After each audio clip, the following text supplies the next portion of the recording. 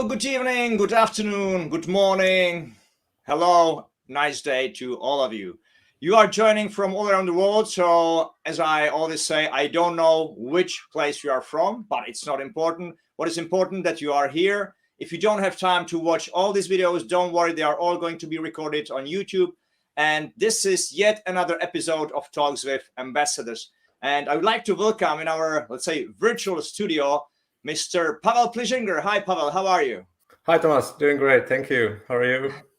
Perfect. Pavel Plizingr, he's an ambassador of, let's say, the light painting genre. So today it's not going to be discussions and talks and questions about birding, about wildlife, about macro, but it's going to be about this very unique genre, which is amazing once you see nice pictures, and that is light painting. And Pavel has been shooting light painting for how many years, Pavel? Tell me, 5, 10? Well, it's almost 7. Almost 7 7. years. Almost 7 years. Imagine almost 7 years specializing in light painting. I mean, this is something amazing. And you will see his results, his work. And also, if you stay until the second half of this presentation of today's talk, you will see some, some videos which we have been shooting together with Pavel some time ago already for purposes of a light painting workshop. So basically, you'll be able to see his work, how Pavel works, and how he does the light painting. And you will see it from two different perspectives. You will see it from the perspective, obviously, of the camera, which is shooting the image, but you will also see it from the perspective of a regular passerby who would just walk around and see what Pavel is doing. So you will have a chance to actually, let's say, in an online virtual world, face this kind of physical workshop. So I'm so much looking forward to it, Pavel, and I know you've got so many new images, which I have not seen so far, so I'm also very much looking forward to your presentation. Pavel, tell me one thing. You have, or actually I have it here, you have your webpage, which is kreslenisvetlem.cz, right? That was the old one, and now it's the .com version. Oh, sorry. It was the old one for Czech, but now you started the English version of it. So Kreslení světlem actually it's simply a translation of light painting. So in Czech it's Kreslení světlem, and it's actually one thing which I forgot to say. Pavel is from Czech, as I am. So we are both Czech guys. So hopefully our English is going to be kind of okay. Pavel speaks very well, so I am not worried about him. I'm more worried about myself as for the language. But kreslenisvetlem.com is the web page. I can actually share you just the inside of the web page, how it looks like. So this is basically Pavel's page. So at the very beginning, you'll see lots of amazing images. Some of them you will see today. And on top, there is this part which is called English version and English blog. And if you go to the English blog part, there are some articles already. Oh, I probably click on the offer, not on the English blog. Okay, now this is the English blog. So there are already some articles translated into English language. So you can learn a lot from Pavel just by this. If you click on gallery, you'll basically jump into Pavel's Instagram, which again, I mean, shows lots of amazing light painting images, which we will anyhow talk about today within the presentation. So, Pavel, are you ready? Yes. Yeah, and basically ask your questions, all of you who are watching anytime during the presentation. I will be watching your comments, obviously, and if there is some question to a specific picture which Pavel is just showing, I will interrupt Pavel. I hope you don't mind, Pavel, me interrupting. No, it's okay. It's okay. Yeah, okay, great, perfect. So I will interrupt Pavel and ask the questions for you. And anyhow, I mean, if there are more questions, we'll try to answer all of them at the very end. Okay, good. Just reading, Pavel. Sorry, but this is for you. This is for you. There's lots of hellos from France, from Kentucky, from Oregon, Georgia. I mean, from everywhere. And also, Jiří Lady, zdraví také Brno, which is a city in Czech Republic. So also people in Czech speaking English language. Okay, good, Pavel. So I am hitting your presentation. And please, I mean, introduce us into light painting, into this amazing genre. All right. So light painting, it's not really something new, let's say.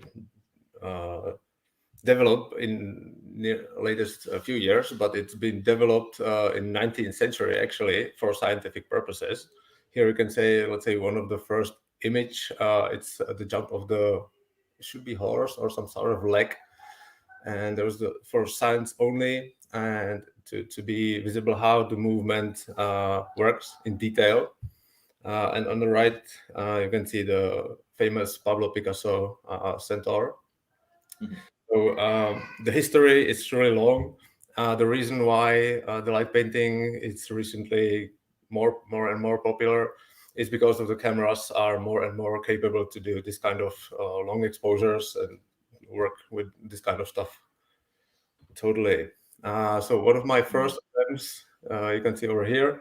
As you can see, it's lots of overexposure stuff. Something without an idea behind the picture. You can see clearly the ahoy sign, which means hi, but it's unfinished within 30 seconds. It's really funny to look on these pictures now after all the time. And now we will see pictures of my current work. And I dare to say that I moved a bit, so it looks a bit better. And we'll jump into, let's say, each of the technique, and I'll show you and explain how I'm doing this kind of stuff.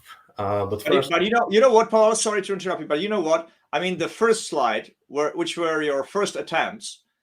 Yeah, the first attempts. This is basically like I will be painting today. You know, I mean, I would just be painting symbols and some signs and hello, how are you? Nice to see you. Some hearts, you know, and stuff like that. So this would be me today. So please show me. I mean, how can I improve? How can I evolve my light painting? I'll show you. So first we need some tools. Obviously, I'm with Olympus or OMD system. I have my OM1 and paired with 8-25 millimeters, which is great wide angle length. I also have the 12-40 millimeters, which I highly used to this 2-in-1 pictures. I will explain it later. I also used 45 f1.2 lens, which is really superb with its quality. And I will show the picture, and also you'll see the detail, which is really remarkable.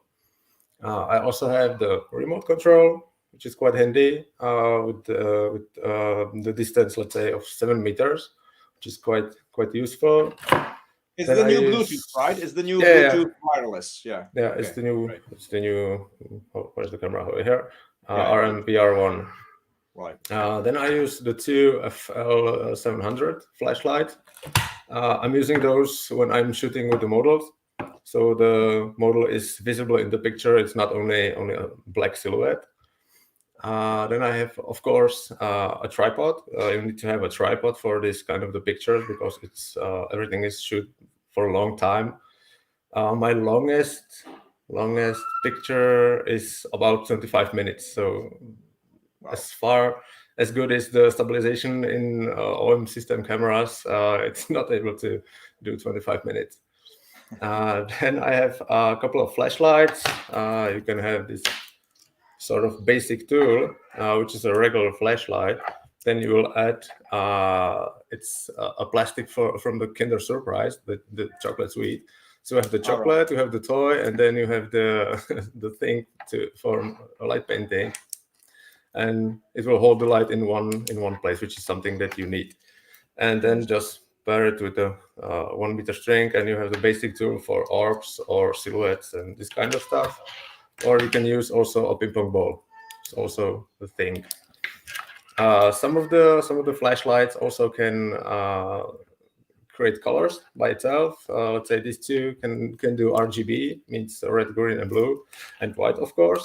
Or you can use some sort of plastic gels and put it between the flashlight and the ping pong ball.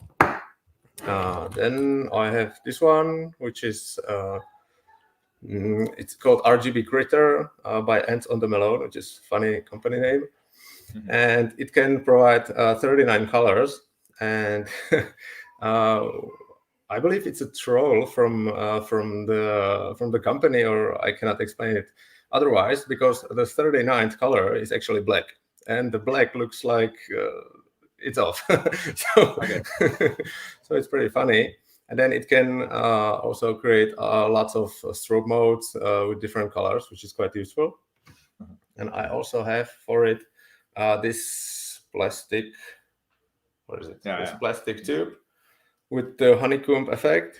And if I just do it quickly over there with some color, you can see. All right. So it's a see-through plastic tube, and you just attach the torch to one side. Yes, right. Exactly. And then you can create some sort of effect, which is quite handy. Flashlights. Then I have the Tworball, which is, let's say, high-end tool for creating orbs, which is the ball of light. This thing you have to buy. Yeah, you have to buy this one. You cannot create this at home. Probably. Yes. I have several homemade tools. I will show you later when I go through them. So this is let's say a floorball ball size. You have the remote control, so you can pick whatever color you need. You can also set one of your own. You can set, I'm not sure if this will be visible. Yeah, it's visible. Strobe modes and some sort of blend of colors. There's plenty of options, which is also great, and it has inbuilt battery. So perfect tool for creating orbs, the ball of light. You can also use this homemade tool, but then the tricky part is the on-off button, which is here, and it's somewhere in between you and the space. So it's a bit hard to turn it off and on. But there's the trick. The trick. You can also use the AliExpress, which is a cheaper version, buy this some sort of light. It can also be controlled by a remote control. Something that you need to do is to attach the string to this device. It's supposed to be in this way, otherwise it won't rotate in a correct angle. Yeah, in the angle. That's the word. Thanks. So you can use it. It's a really cheaper version of this one, but this is really the pain in the to control it because this is not that how do I say it? There's the sensitivity of this remote control is not that great as it's by the Tworball. Sure. So then I have the Magilight, which is, but it's much cheaper version on the other hand, right? So for somebody who is just it's then it's okay. Exactly, it's like $15 versus $115, something like that. And then I have this Magilight tool, which is 1 meter let's strip, and the huge advantage is that again I can do whatever color I need, and the light is constant through the length, and it also can create lots of strobe modes and different type of colors, which is nice. And it can also create some sort of images. If you just wave with it, it will create some, let's say, banana, which is light printing. But I'm a light painter, so this light printing I do very rarely. Let's say I'm able to work with wings, which is something that looks nice, and most of the time I do something else on the picture also. So I can justify that I use this light printing tool and not just only light painting. But I remember from some of your workshops where I was that actually it's very demanded. I mean, the wings are very demanded by end users because they love to be in the picture and then standing at night somewhere and having these beautiful angel wings. Yeah. So imagine I'm doing 2-3 hours my best with light painting, and then we just ended up with light printing. You can substitute this Magilight, the Pro version, with let's say a regular plastic tube. This is plastic tube, and I have inside just the plastic gels. Yeah. And if you stick the LED lamp over here, as you can see, it will glow. The only negative part is the brightest part is here, right next to the flash lamp, and it goes, let's say, away the light. You can partly fix it if you place a tiny mirror over here, so the light will be flashed a bit back. Yeah, But it's a really cheaper version. It's a really cool one. So you can use this also. What else? I have a LED umbrella. Funny name, but this device really came as a LED umbrella. Here's the one screw that holds up the umbrella part. It's a really nice one, actually, a quality one. But I needed the light, so I just destroyed it. And it also can create, let's say, seven full colors, and then there is one blended color. Hope it's visible. And then at the bottom, it's one light. So technically, it's working like you open the umbrella. Here, you're just lighting up on your parts. So you don't kill yourself. And if you have the mood, you can just turn on the light. Nice. Really useful tool. Then I actually think my daughter would love even the umbrella part. I mean, if I brought this to my daughter, I mean, she would be like amazing with it. Yeah, but actually, you have to destroy the umbrella part completely to use just the light. So either you use the umbrella completely or just for the light. Okay. Then I have something like this sort of fiber wires. I believe a lot of people knows these white ones. So it's fully visible. It's fully lit up, let's say. But then I have a black version. The main difference, as you can see, the end is shining with some particles over here. But the effect is, if you move with it really fast, you can create some sort of a fog effect, which is really nice and awesome. Then I have this plastic stuff, plexiglass. Again, you attach the flashlight, and you have different shapes. And with this holder, I can use two separate colors, which is quite useful. And you can also use. Sorry, Pavel. This was something you bought or you created it? Yeah. This is bought version. This is called Kyo, a light blade Kyo, and this is homemade version. I see. You can see the difference. You can attach the flashlight by screwing it over there, and here, don't drop. And here you will just push it inside this little. How do I say? It's a rubber band, something like that. So you can make it by yourself, and the effect is quite the same. The negative way of this is you cannot attach two plexiglass in one flashlight. Here you can, which is quite useful. And then I have some other different plastic stuff.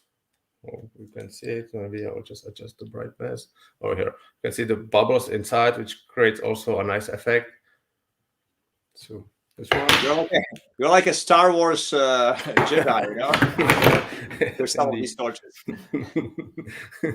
Indeed. Then I have some sort of little rocks. So I have different colors, of course. And then if I glow them a bit, so they will light them a bit. They will glow a bit in the dark.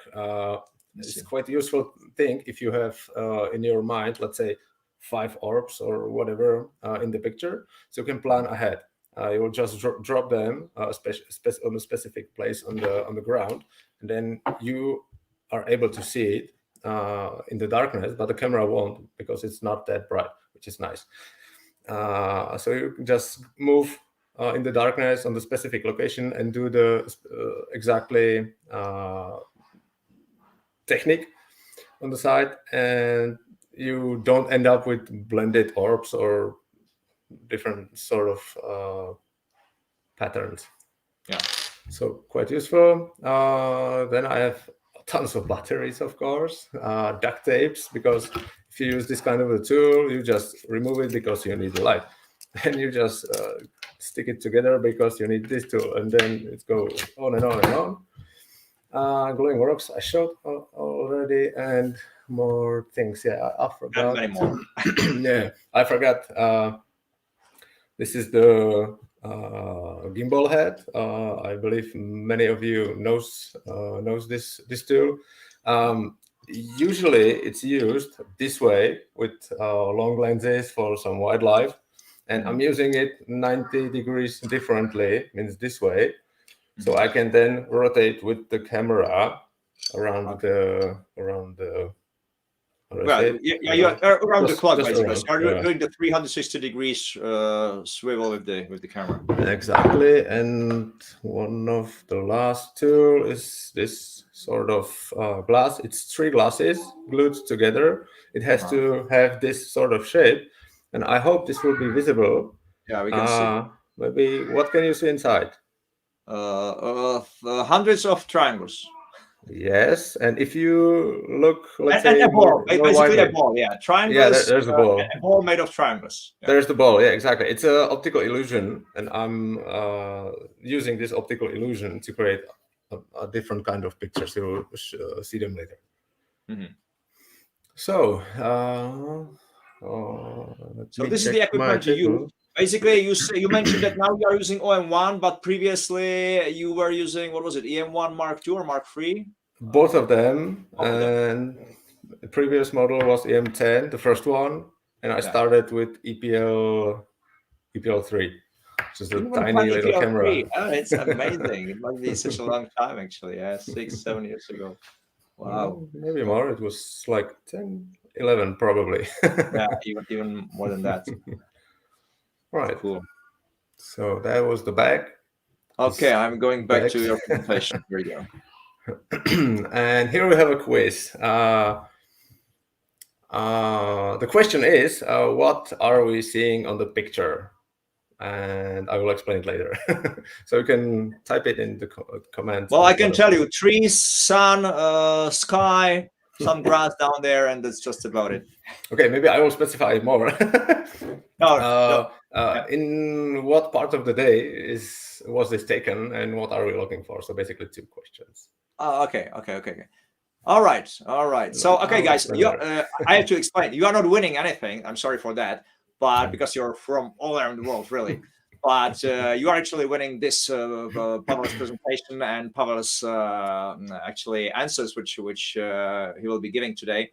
But yeah, this is the question: what part of the day was this image taken? And we will look at the answer somewhere in the middle or at the end.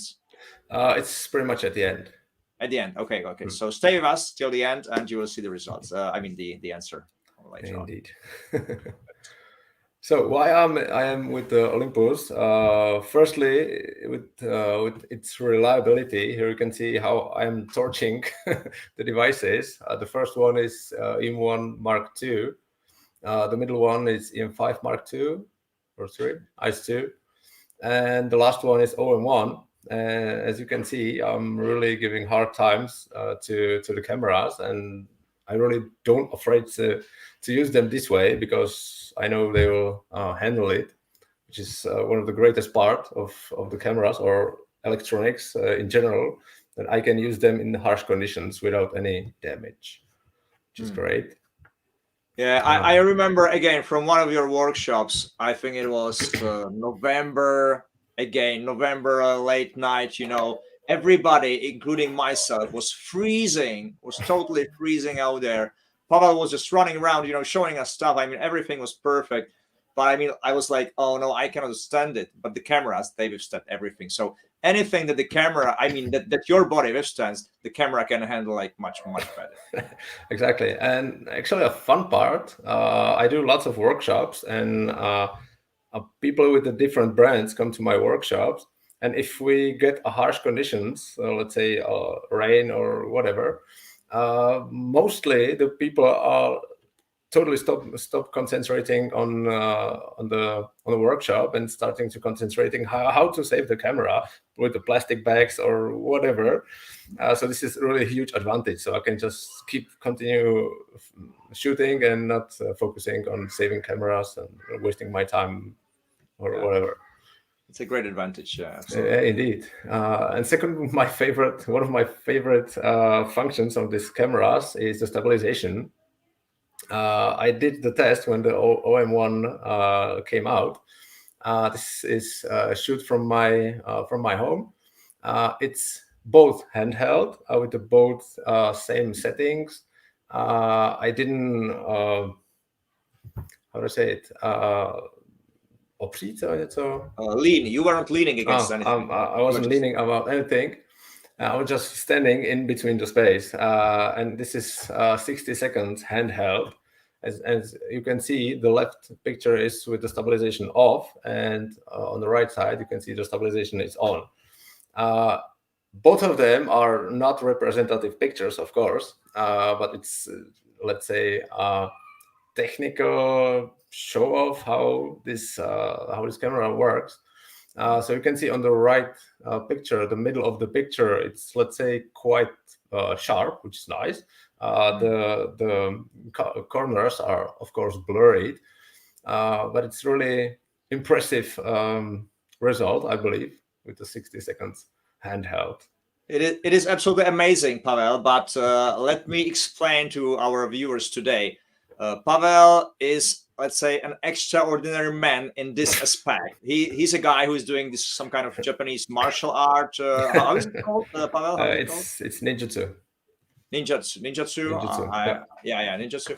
And he's a person who's, if he just stands up and stays still, like he's a living not rock. moving at all, like a tree. He's like a trunk of a tree. He doesn't move for 30, 50, 60 seconds. So with him, the stabilization test is so easy. Obviously, us, including myself, we would be able to do maybe 5 seconds, somebody 10 seconds. Yeah. So the image stabilization, anyhow, is amazing.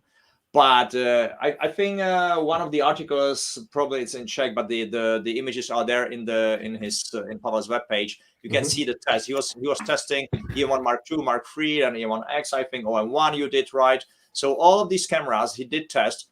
How long can he actually handheld? And you would see the images which were shot with 20, 30, 40, 50, 60 seconds, and even the 60 second, which we can see now here on the slide, are okay. They aren't like pinpoint sharp, but they are okay. So this is really amazing. I mean, how long time you are able to hold. Yeah, indeed. And with these capabilities of image stabilization, I believe everybody is able to do at least 5 seconds handheld without any issues. Yeah, exactly. Yeah. So the tools, as I said already, let's say there's one tool, as I didn't mention, is this version of a homemade, this professional version, the Magilite, as I told you. And sorry. I just switched it so that we can see it properly. Okay. And this is the homemade version. If you just buy a LED strip in some sort of hobby market, and you will just stick it to a stick, and then somebody will make you, or you will just create a battery box to it. You also have the remote control for it, and you have the cheap version of this device. And there are like 50 still colors, and then you have like 300 plus strobe modes, which you will never use, but you have the tool quite cheap, which is nice.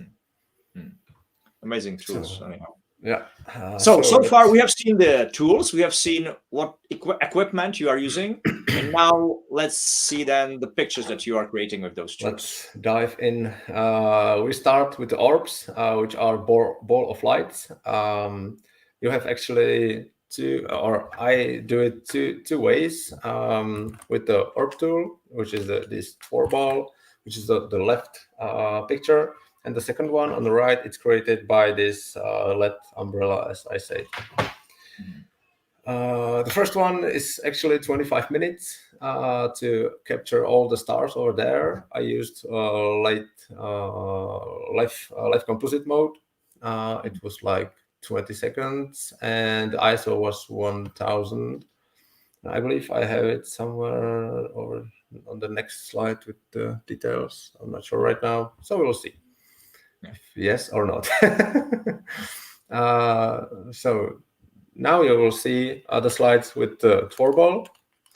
So the first one is from Warsaw, from Poland. This is in the middle of the city, so you can imagine there are lots of lights everywhere. And without the live composite mode, this picture will be totally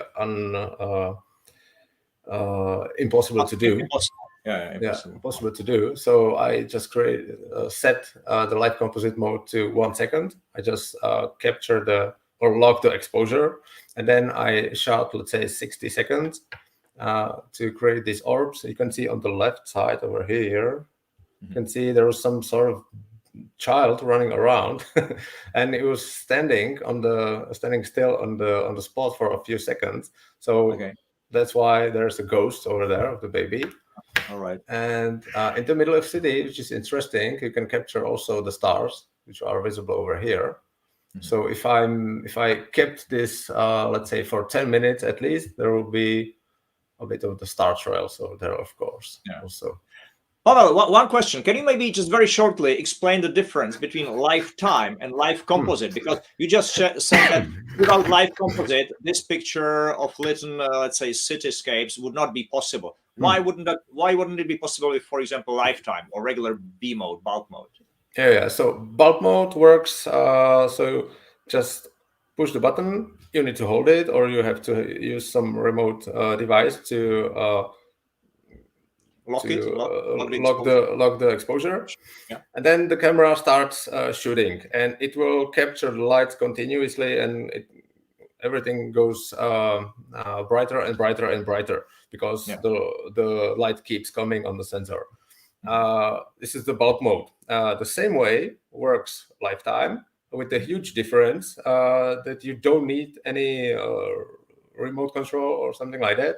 You just press the button once, then the camera starts shooting, and if you are happy, or when you are happy, then you will just press the button again, and the exposure ends.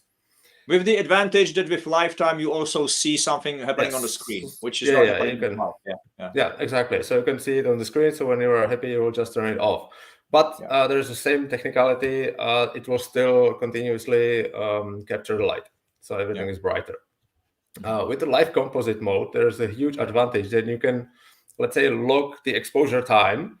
For now, it was 1 second. So you get the amount of the 1 second, the amount of the light of 1 second on the sensor, and never more. But you can still shoot for, let's say, 6 hours. So you can capture this kind of images, and there won't be ever something overexposed or super bright. So which is a huge advantage. Otherwise, this definitely won't be possible. So basically, the live composite, you take the first shot. What it does, it in this case, it takes 1 second exposure, which means that let's say the building on the back is nicely exposed, and then it starts shooting another images, which all of them have 1 second, exposure time, and they are all compared or being compared with the first image. And only if there is some pixels which are brighter on the new appearing images comparing to the very first one, then the light pixels, the new pixels which are brighter, are actually being written into the first image. So it's like really, if you do 1 hour exposure of this Warsaw tower or tower in Warsaw, it doesn't matter, because all of these exposures are just let's say 1 second exposures, and they are comparing with the very first one all the time. It's like it actually describes perfectly about the light painting, because in this case it looks like you have a black canvas and you are painting with bright pixels on the black canvas. Yeah, indeed. So this is the live composite mode. Yeah, but the result is 1 raw file. It's not like you have many raw files or other files, but it's 1 raw file, which is great. Exactly. So the second picture, it's in Prague. It's by the Castle of Vyšehrad. Here you see, as you can see, I used 10 seconds because there was not that bright lights near. There was really cloudy, so I wasn't able to capture star trails. And if you remember, as I told, that these little things are not that bright, you can actually see one here, which is something, sometimes it could be distracting, but sometimes it's like, yeah, why not? It's there. But you can easily get rid of it in the post process, of course. One question to this picture, I mean to the first picture from Warsaw, from Kwang, how the tower has the same color? I mean, was the tower lit by this kind of violet color? It was lit by itself. There was a huge lamps on the tower, and as I told, I'm able to create whatever color I need. So I just set the color, and there we go. Amazing. Which is nice. And if I just mentioned the post process, my post process, or maybe different. Everything you will see here is just one single exposure. It's not something like I create double exposures or whatever. So everything is just one single file, one single row.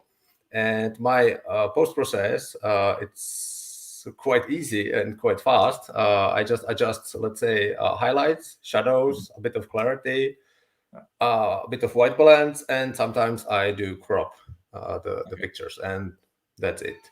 That's it. So all shot in the camera, right? Yeah. And if I have to spend more than a minute on the picture, I just get rid of the picture and go out and shoot it differently or better, and then I'm happy.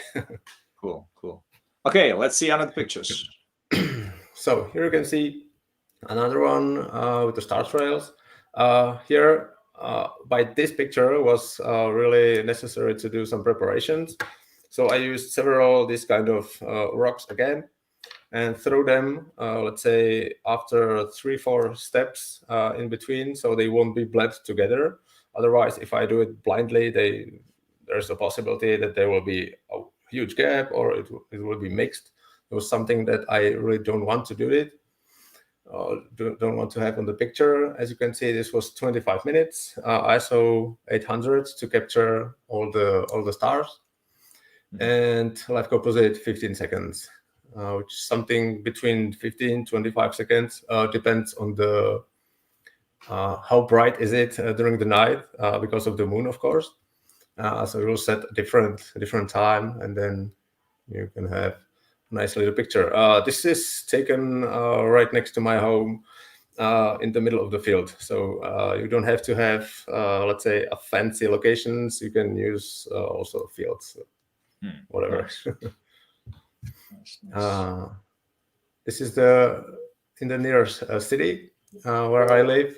As you can see, there's a minus 10 degrees Celsius, so it's really freezing, and all my colors just froze, so everything is blue, white. And again, I used live composite 3.2 seconds. Now, what is important thing? I used here a Torbal and the LED umbrella. You can, of course, combine the tools within one picture. It's not necessary to use all the time just one tool, and then you can create some sort of nice images. Just Pavel, one brief question: how do you rotate the lights?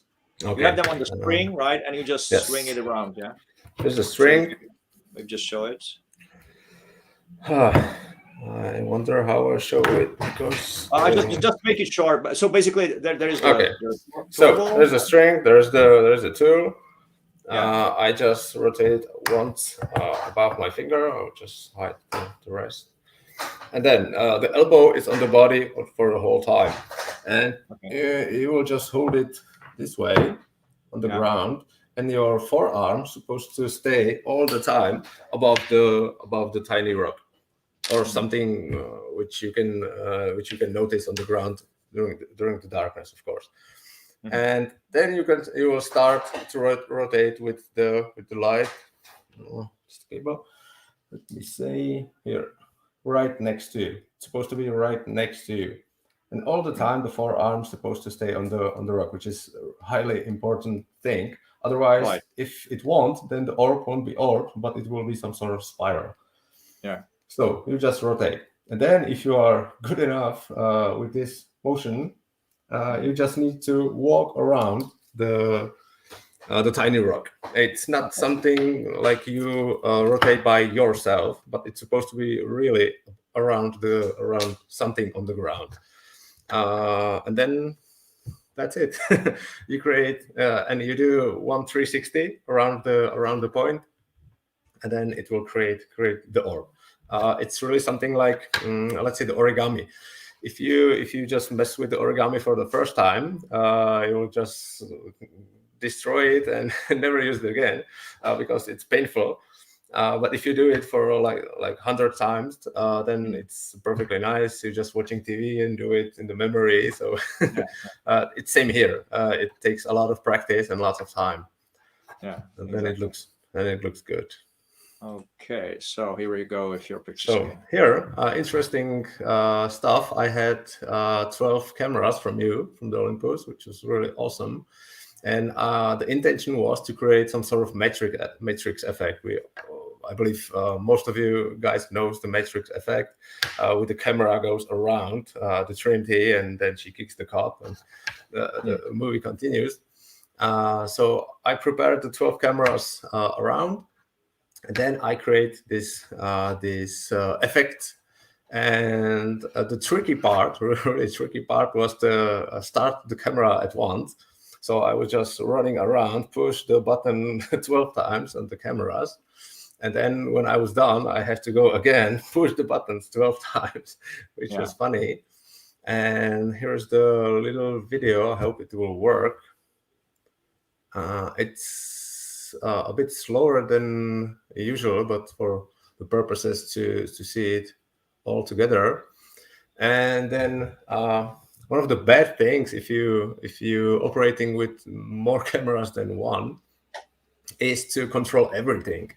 And it seems that I forgot to control on the two cameras the aperture, not the aperture, the ohnisko, focal length. Focal length. So everything was set on 12 millimeters, and by the two cameras, it was set on 16 millimeters. You can say there's not a big difference, but as you can see, the two pictures are just like popping together or popping on, which is like a bit distracting, but whatever. That's life. It's basically like 3D light painting. Right? Oh, yeah, indeed. Because normally we are only used to see light painting from one side where the camera stands. But if you've got cameras all around there, then basically you are trying to create, or you did create this kind of 3D light painting. Yeah, you can see the light trails pretty much around, which is also a nice effect. Yeah. So really amazing, but for that you need a lot of cameras, obviously. A lot of cameras, exactly. So this is the, let's say, updated version of the orb. That's a ball of light. Right after you are done with the orb, you just keep spinning and walk through towards the camera, and you'll just keep spinning, and it has to be, let's say, constantly spinning and walking. The speed's supposed to be constant. If you just rotate slowly, then you walk, then there will be a huge gaps between, and the effect won't be that much visible. This is a kind of the effect that works really well with one camera. So on the workshops, when we have, let's say, 5 to 10 cameras, not everybody gets this kind of effect when I'm doing it, because I'm doing it only towards the my camera. But the rest of the guys, then everybody is doing it towards their camera, so they will have the effect. But it's really nice effect also if you look on it from the side, let's say from 90 degrees, and then you can see the tunnel from the side, as it will be visible, as it was visible on the previous video. So you can also create 2, of course. You can create many more, but then it will be blurred. So the two, let's say, eyes in this some sort of this image was perfect enough. This is in Prague again. Fun stuff was when I was there, lots of people over there drinking, having some sort of trainings or whatever. And when I put the tripod on, the camera, everybody was, another photograph. So I was still invisible to everybody pretty much. And when I started to rotate with the lights over there, everybody was like, what? So there's time freeze, and everybody was watching on the crazy man. What the hell is he doing? A few guys later asked me what the hell I did there, so I showed them the pictures. I was quite surprised. Yeah, well, this is something we will actually, not this particular image, but we will see later on in the videos, and you will see it from the passers-by or pedestrians view, that there is someone standing just, really swinging around some light, and it really looks strange. I mean, when you are a stranger, you don't know what Pavel or anybody else doing these pictures is doing. It really looks strange. I'm But usually that I'm usually somewhere out of the city on the dark paths and this kind of stuff.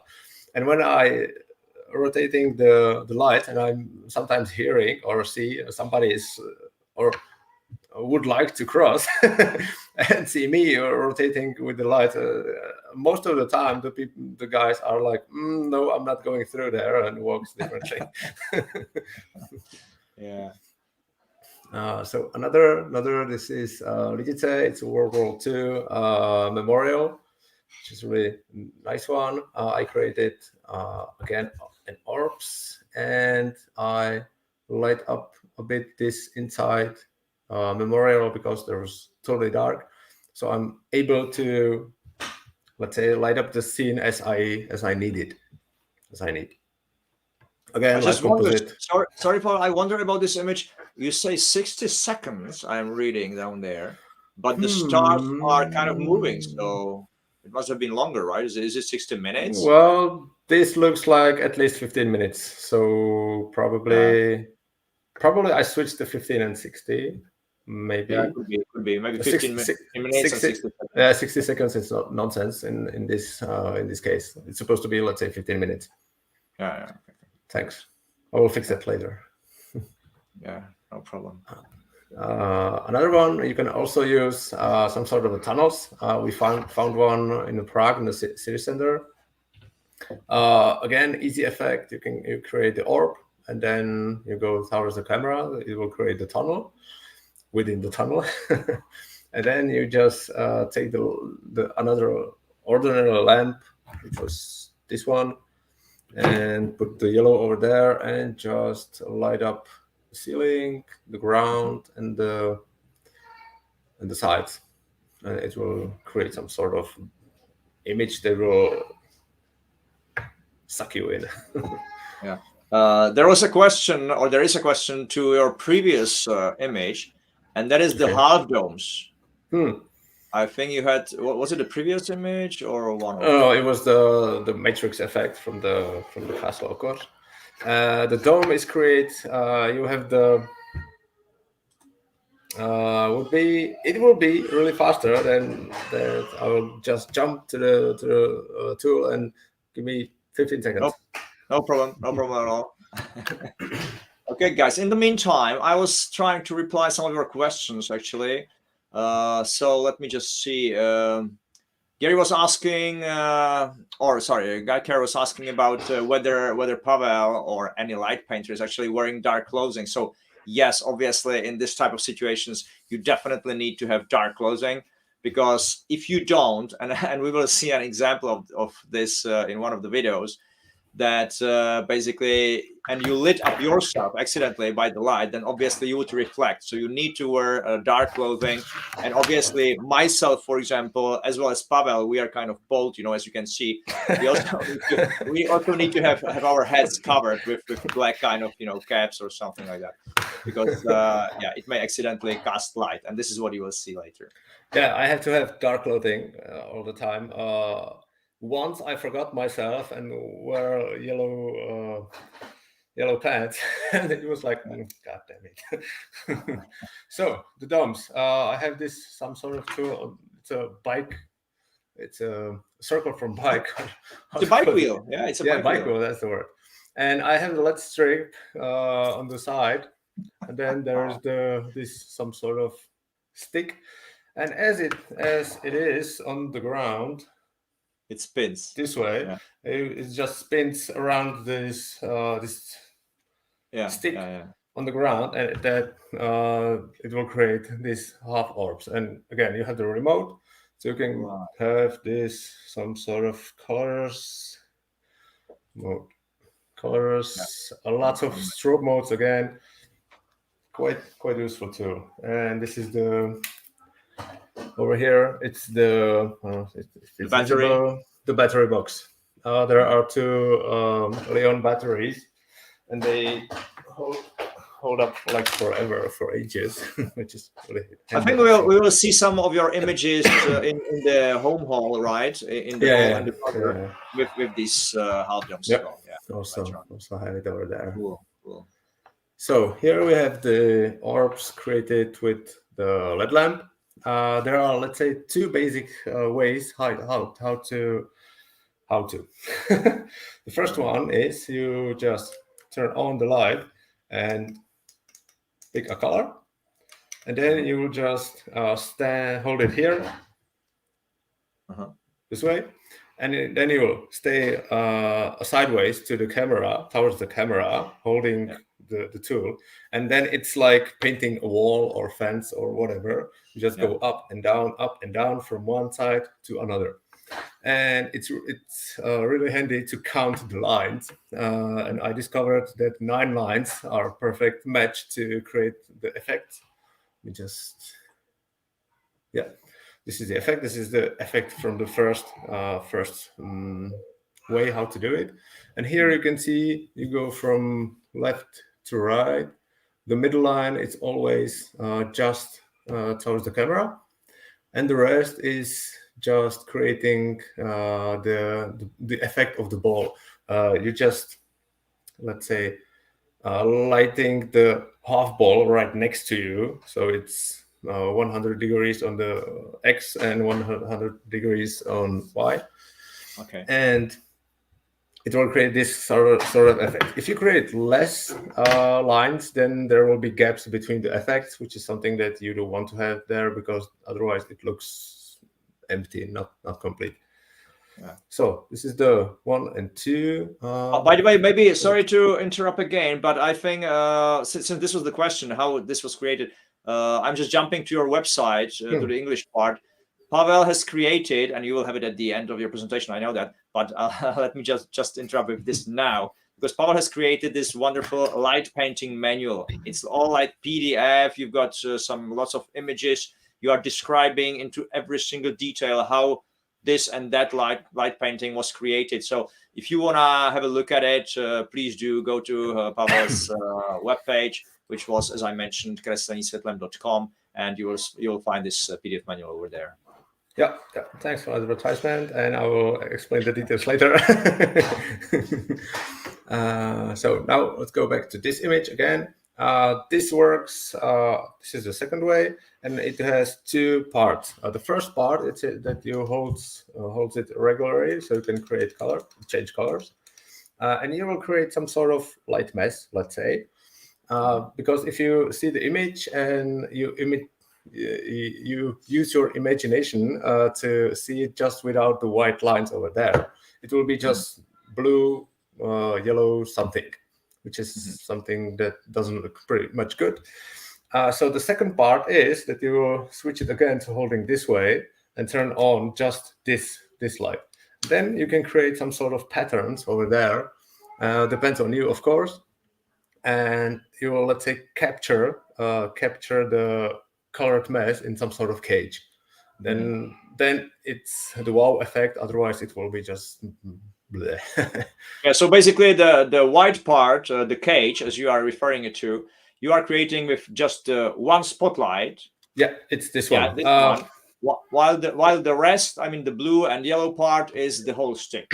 Yeah, exactly. There's also, I hope you can see it. Let's say here. Here is the blue line where it ends, and the white light, it's just behind it, which creates this some sort of 3D and cage effect. Otherwise, it will be different way. The white light will be, let's say, dived into the colors. The effect won't be that strong. Yeah. And that's because as you hold it here, then you hold it here. The white light, it's a bit further from you. Nice. So this is the effect, again with the star trails, as I love to attach it to the pictures also. Here is the same effect. You will see videos from this particular place. Nice. Yeah. The thing here, it's not a moon. It's me actually. I walked over there and just shine it with the light over there. I tried to stick on the one place as possible, but could be better. But I'm satisfied with the effect. Nice. Again, something within the winter. The middle effect is the LED lamp, and the blue effects on the side are the pictures from this Magilight stuff. So I used light printing and light printing and light painting. So I combine it together, and then I don't mind to use it. Nice. Yeah. Again, here's the, let's say, advanced version of the first orb with the LED umbrella. Again, you have to, let's say, do some sort of preparation before the shooting itself. I had one rock on the ground in the middle, and then I just stepped, let's say, forward and towards the camera. There was 1-2 steps. Then I get back to the rock and do it this exactly same thing on the other side. So backwards one and towards the camera one. And I created this some sort of, let's say, explosion. Yeah, half orbs. So now we are at my home. I found this place actually by accident during these lockdowns. So we won't be able to go anywhere. And I was like, here's the hallway. I will try something over here. So here you can see some first pictures from this place. Again, some super easy effects. Here are the domes with the wheel. Yeah. Then on the right side, it's camera rotation. I will show it in more detail a bit later. How did you find out about this wheel? I mean, did you learn from some web page, or did somebody do it before, or is it your invention? No, it's definitely not my invention. I think I saw it somewhere. As I mentioned, the light painting, it's definitely not something new. It's really old one. So the first really known, publicly known pictures with a proper light painting were somewhere around 1986 or something like this. Okay. So there's the first. I believe there's a lady, and there is the beach umbrella, which is lit by some sort of plastic tube or something like that. It's really nice. So the tools are mostly known. We're just using it differently. Right. So what is my invention are the, let's say, spiders on the left picture, which isn't anything else than my hand. And I was just putting my hand on the ground, put the LED lamp over there, and just blink with it for a few seconds. This is an amazing Halloween picture. I mean, Halloween style. And then I just move it around the hallway. And then I created some sort of selfie over there with the stick. Yeah. On the right side, give me a second. I'll just over here. As I mentioned, I have this fiber optics. I also have this huge fiber optic. Mm-hmm. Where's the LED lamp? Over here. So if I put the torch over there, it glows. And again, if you just move with it really fast, it can create this effect of the underworld, of the sea. It's like a smoke. It actually reminds me of some smoke coming around the walls. Okay, could be also fog, smoke. Oh, yeah, nice. Whatever. Again, with the silhouette over there. Cool. So another stuff. The left one is really super simple. The The intention of the left one is not on the effect over here, but more on the blue-green changes on the ceiling, on the whole hallway. I have the tool somewhere. Somewhere, never mind. If you put the torch in, it won't shine tower straight, but it goes sideways, which is something it's really nice to use within some sort of tunnels. And then if you just walk through the tunnel, it will create the 3D effect. The whole detail, every detail will be there as it is on the side. Right. So that's really nice. And the right, it's something a bit crazy. This is the proper Halloween picture, I believe. Yeah, it is. This is really easy effect. Again, here's the mini version of the Magilight. So I put the black paper, let's say 5 centimeters on both sides, so it won't shine to the sides. Mm-hmm. Then I just hold the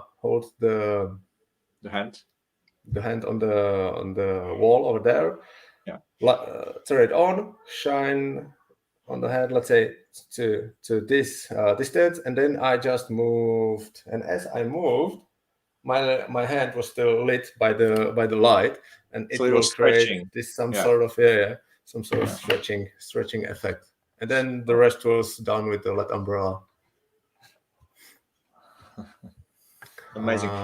Just to not warn you, but just to let you know that we are 1 hour live already. I know we've got some videos and stuff like that. Okay. I mean, I don't mind. So if you don't mind, all of you who are watching, then we can stay here till midnight. We will be here for 3 hours. but just to let you know that we are 1 hour. Okay, I will try to speed it up a bit. So this, that. Done. So the first one is done again with the LED umbrella. It's some sort of maze effect. On the right side, this is the 2-in-1 effect. As I mentioned, we are nearly there. This is, let's say, the only selfie I have, because I don't do selfies. This is one of it. I use it as a profile picture everywhere. It's yeah, I'll explain the 2-in-1. We can actually see inside of your brain. So this is what your brain looks like. Nice exactly. Texture. Yeah, it's a mess. It's structured. So another one here, I used models.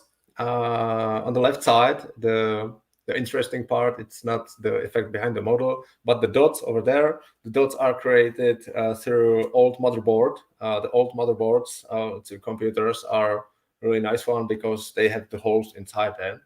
The newest motherboards pretty much sucks because there's plastic everywhere and you are not able to see anything through. So I used 2 tripods within 1 exposure, of course. First, I capture the silhouette with the effect behind her, and then I moved the camera to 2nd tripod and then just lit up the motherboard from back, and it will create this sort of dots. And on the right picture, I used for the hard effect the plexiglass with the red color over there, and again simple silhouette over there.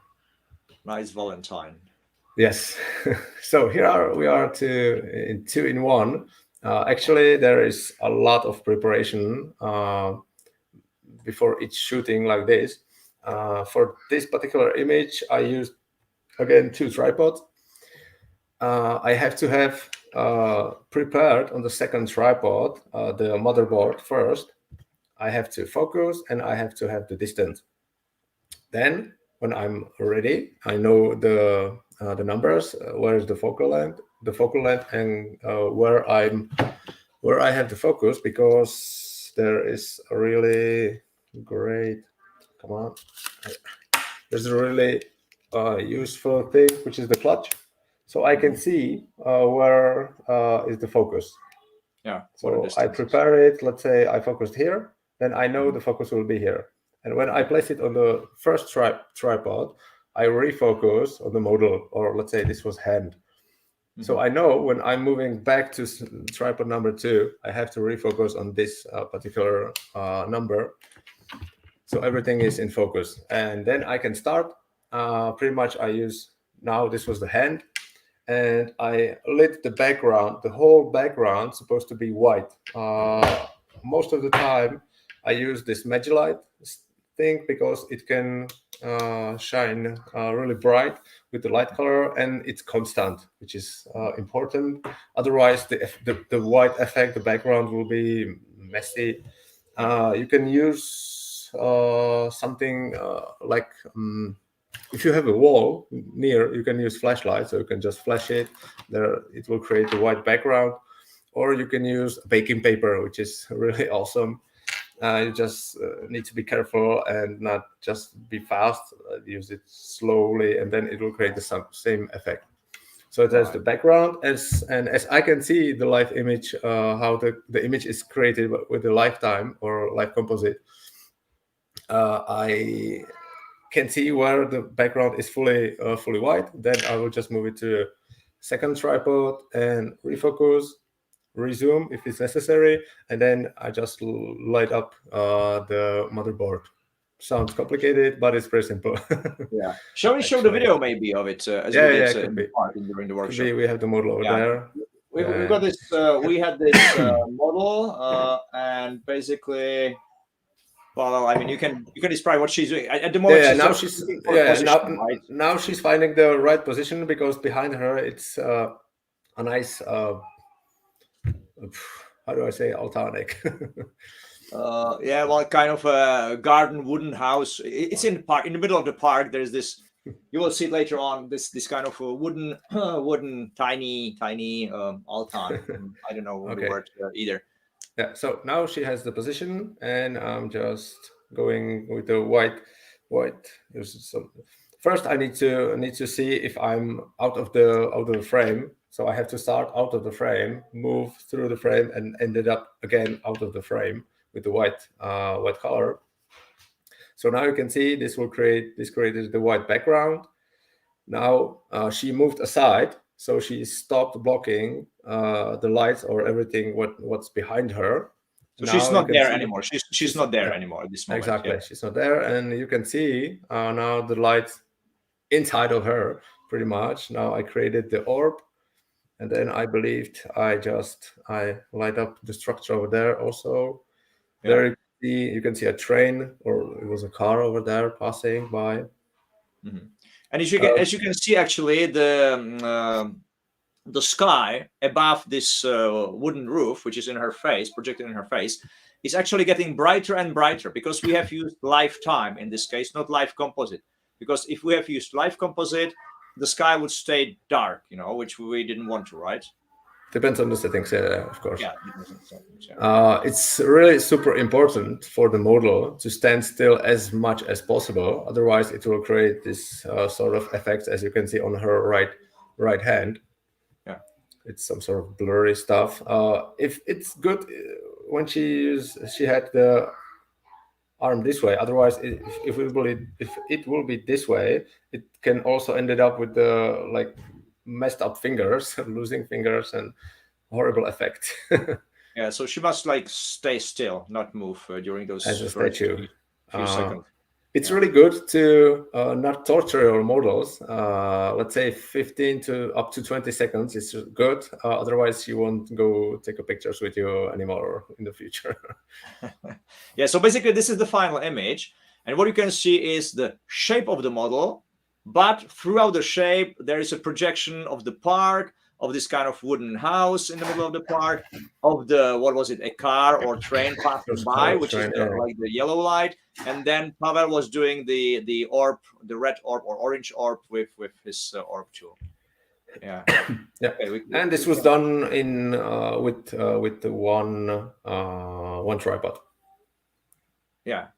And this is going to be, and this is live composite. This is composite settings, yes, to see the difference. So firstly, we saw the bright sky. Now we have the 10-second time exposure log. Yeah. Again, posing, preparing. So she just create some sort of pose. I'm just going to pause it for a while. I'm sorry for the Czech writing, but basically what it says on the screen, it just says ready for composite shooting. If you have got English menu, you would just read ready for composite shooting, nothing else.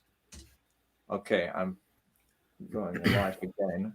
Yeah. So now we continue. Now it seems that we start to capture the image, and now every 10 seconds you will see the image, how this is progress, how it's creating. So usually I'm using lifetime, or I can use live composite also, but I'm preferring lifetime because the picture is not that long. So let's say it's 30 up to a minute, and then the amount of light, it's pretty much okay. So it's not necessary to use live composite, and I can set also the live view time for, let's say, 4 seconds. If I'm using live composite and set 10 seconds, it's way too long to me to see the update if I'm having the background fully white. So just the difference. But you can, of course, you use both. Yeah, I will just show you the results. Sorry, because I stopped the video. So this is basically the picture which you have done with the live composite, not lifetime, but live composite. Yeah. And as you can see, it's much darker above this building around here. Yeah, This both of their hands are also darker. Yeah, There's some sort of effect over there. exactly.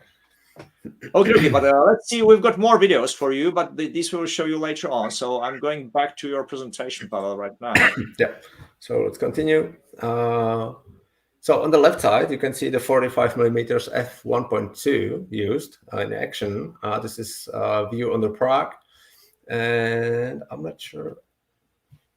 No, I don't have the zoom picture over here, but if you zoom, let's say to this location over here, you can still see pretty sharp, nice details, which is unbelievable for the distance as it is. So this lens is remarkable from my point of view. On the right side, that's 8 to 25mm, just 5 minutes. And from my point of view, this could be a bit longer picture, but maybe next time. Yeah. I mean, but still, it's so surprising. I mean, every single person that I know who saw your images of this 2-in-1 style, they said, "Oh yeah, right, it's Photoshop. It's one picture, second picture merged together in Photoshop." But no, I always have to explain them. No, this is done in the camera, right on the spot. I mean, this is what comes out on the SD card.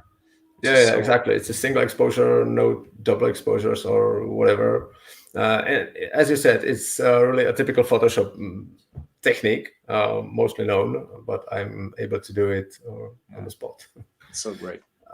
So here, so the difference here, you just used one tripod because the model is in front of the camera. Then she stepped aside to stop blocking everything, and the image will capture just into the silhouette. Maybe interesting question. Is it possible to use different color than white, and why? So maybe you can type it down into the comment section. So, well, is it possible? Is it possible or not? Let's wait a few minutes or seconds, and we'll see. So this is one tripod. Here I'm using two tripods actually. As I mentioned with the picture over here, I have to set the background first, so the tripod number 2. And one of it was ice cream. It was quite challenging to shooting with the ice cream because it's supposed to be like really fast, let's say within 30 seconds, and then it started to melt. So it has to be quite fast and quite precise. So we used, let's say, 20 minutes to preparation to be everything on the place, and then we just shoot it. And it takes, let's say, 90 seconds was also with the transfer to the different tripod and bringing up the ice from the freezer. The second one, it's with the Kiwi. It's the same style of the shooting. Here are the two newest picture. I believe you didn't see them so far. Maybe the right one with the coffee. but the left one is not published yet. And here in the middle, you can see the tripod number 2, as I have the camera prepared on the orange and the coffee.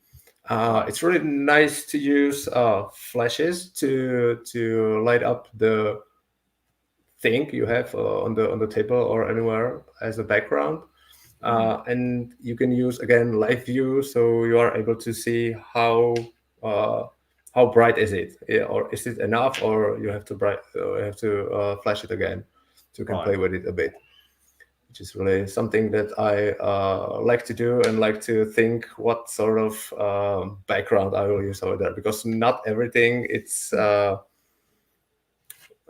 good looking to the background. There's one question, Pavel, from Tina. Yes, can he repeat the light tool used for the silhouette images? I'm not quite sure. It's Magilite. Magilite, it's the tool. Okay. Magilite. Magi or Magic? Magilite. It's from Photorgear. Photorgear is the company. Photorgear. All right, Photorgear. All right. Thanks. And Magilite is the tool. So the silhouettes. This is one of my first silhouettes, and this was created by the regular plastic tube. And I have the torch, which can provide RGB. So I have the clear plastic tube and just switch the colors on the fly. Done by 60 seconds. That was quite the beginnings. Here I have this, as you can see them here, these colored gels inside, and in the end, on the left picture, there was a sparkler, sparklers, and anything else like wooden wool. It's really great for the effect, but I'm using those tools really rarely. Because I'm missing the on-off button over there. So it will be really handy to turn it off on the spot, do, let's say, a few steps sideways and turn it on easily, and then just continue with the effect. But it's not that easy, so I'm not using it that much. No on-off button and danger of fire. Yeah, exactly. Yeah. Safety is also. Don't try this at home. Yeah. On the right side, you can see some sort of 2-in-1 effect, but here, instead of white background, I used the darkness, and the model had really huge hair, or how to say it. So I used that as to create a silhouette, and then we moved a bit backwards a few steps, and then create the effect within her. This is something here again, same effect. Hit the silhouette. Another one. I'll just speed it up a bit, so we have still the videos over there.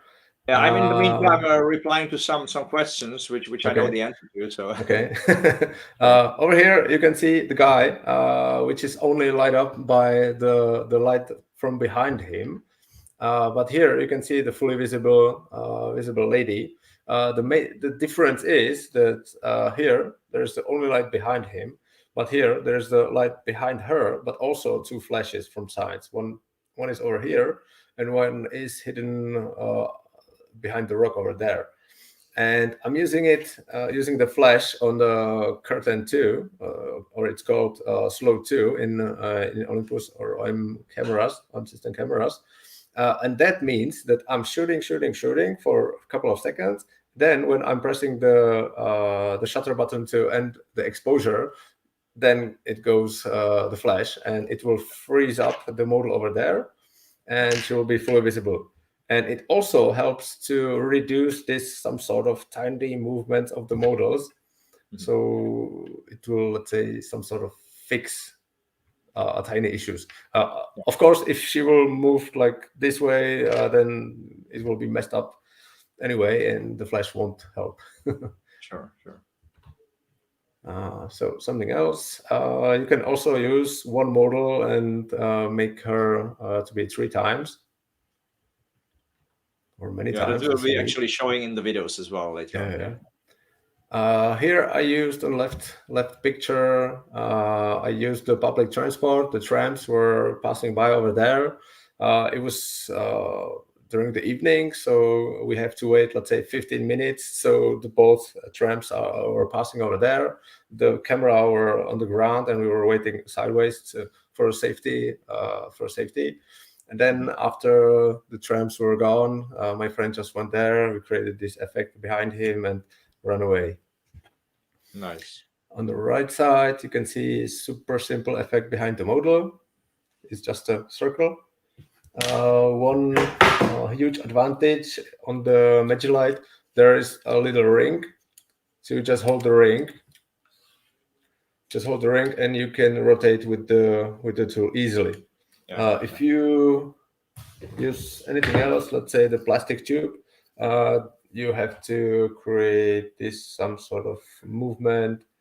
It's a bit tricky. It needs a practice, but it's also achievable to do this sort of effects, but in a harsh way. Again, if you on the left side flashes, on the right side also flashes. The first one is from Uzbek. It's in the middle of the Czech Republic. And if you are on the spot when it's not that dark yet, you can use the whole scene to capture to the image. On the right picture, it's a picture from a wedding. So I believe this is a gap on the market for light painters to do wedding pictures during the night. When I did a few wedding shots, it's not something that I want to do because it's not my style. But when I did some sort of light painting pictures, everybody was like super happy and was like, "Wow, nice, thank you." Wedding light painting, amazing. It was great. Here we have a quick quiz. What are we looking at right now? Let's say 15 seconds, and then we will move. It's the middle of atom energy plant. Could be, but it's not. So we are looking on this. It's a roundabout, and I used this the gimbal head to rotate with the camera. And I'm using, where's my phone? Over here. I'm using this app where I can see the angles, which is really handy. So then I hope it's visible this way. Yeah. Maybe it's I can see. Now, so you will see the angles. So you have everything regularly. Most of the time, or mostly, I use 30 degrees. Mm-hmm. So I'm trying to be really precise when I'm capturing the pictures. So everything is really. But you have to attach the smartphone to the. You have to attach the smartphone to the rotation. To the camera. I have it in the Hochu. Over here. Hochu, that's the word. Oh yeah.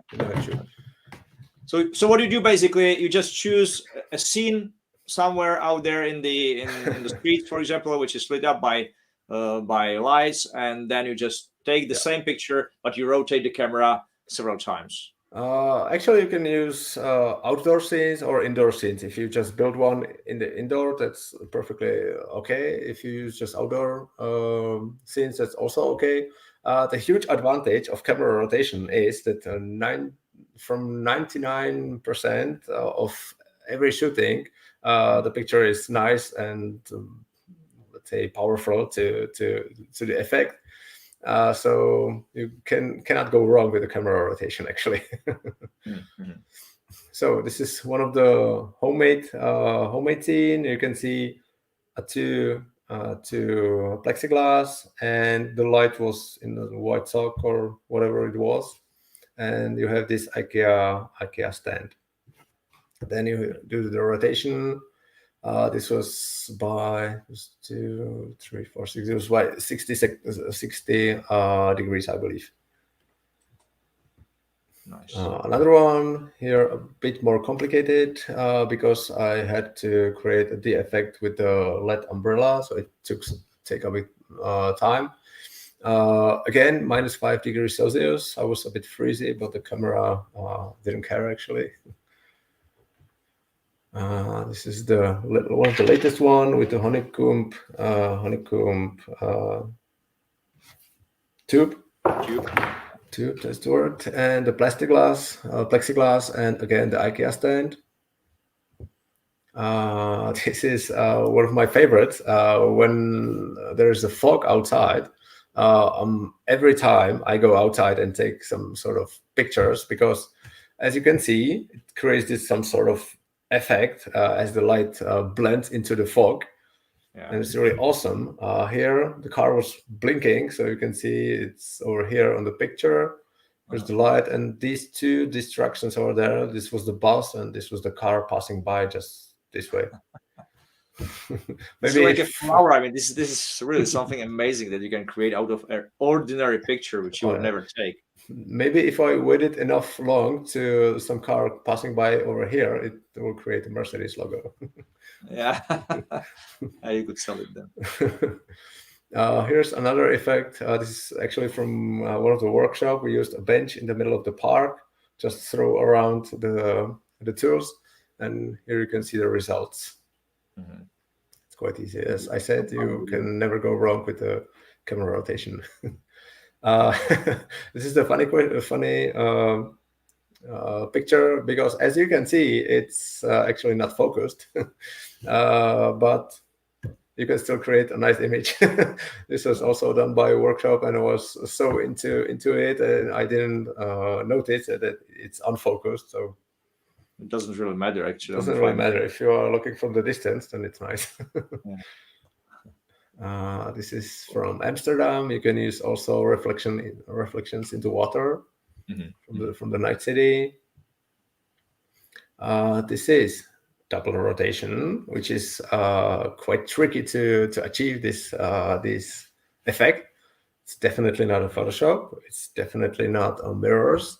The source scene you can see on the left corner, and this is, I believe, it's one thing that I didn't give up to public right now how to do it, because it took me let's say 6 to 8 hours of my life when I was really angry how to do it. Do you have it in your PDF then? This no, but the rest is over there. Maybe I will do some sort of DLC. Oh, this is still a secret. Well, keep something as a secret, no problem at all. Exactly. Well, actually, exactly. It reminds me the coolers for the graphic cards from the computers, you know. Oh yeah. But the idea why I don't want to just give it up, it's that then there's the process missing. If I just say how to do it to a person, most persons are like, okay, good for you, and that's it. They don't think about it and have this some sort of process behind it. So it's, I would maybe I will in the future, but not now. Right. This is the same kind of the effect, as you can see. The source picture on the left side. Same technique. No mirror, no Photoshop, and it's quite simple to achieve this actually. Then we have some sort of kaleidoscope. It reminds just a kaleidoscope. Of course, it's not. It's this tool with the mirrors. And as I showed you, the effect inside. So inside is really the ball, let's say. And then the sides, if you just light up the sides, it will create these patterns. Here on the picture, it was really white. The funny lens, the body cup lens, 9mm. Here you can see the edges of the glass. Yeah. Now something more inside. If you just put the camera inside, then you can see it fully with the edges. And again, if on the ground, where is it? Here. So it works like here. Here's the camera on the top, and here you have something. I'm using different plastics. I have this kind of plastics. I want to drop it, so I'm using over there. But you can use any pattern. You can put it over there, so you can also find some nice image on your phone and put it on the phone, and then you use it. So it's just the imagination. If you can see, here is the source triangle over here in the middle, and then the rest is just the optical illusion. Rest is just mirroring. Yeah. Same effect over here. Same effect, different colors. Again, different colors. So something like a freeform. This is a different story. Now we are getting back to the nature genre. This is a mushroom. Yeah, this is a mushroom indeed. It is created by the LED umbrella. Used differently. I really often use my body as an let's say example or some form. I know if I put my head over here, I know where it is. So I can use it in the light painting. So to this position to my left, I use, let's say, blue color, and from here I use white color, and it will never blend. So I really use it as a, how do I say it? As a measurement tool. Your body is measurement tool. Yeah, that's the one. Yeah, I would say. Something different. This is created by with the plexiglass. Sorry, Pavel. we are just getting these two comments from Imposter. One was, please show the video examples, and second is 90-minute mark. It's true. We are live 1.5 hour already. I believe there are just few more pictures. I'll just pass them by and then we can watch the video. Yeah. Okay, so plexiglass, mirror on the right, on the left, it's some sort of donation, the blood donation social action here in Czech Republic. Again, mirror, some sort of effect, and ball, the glass ball, ice cream,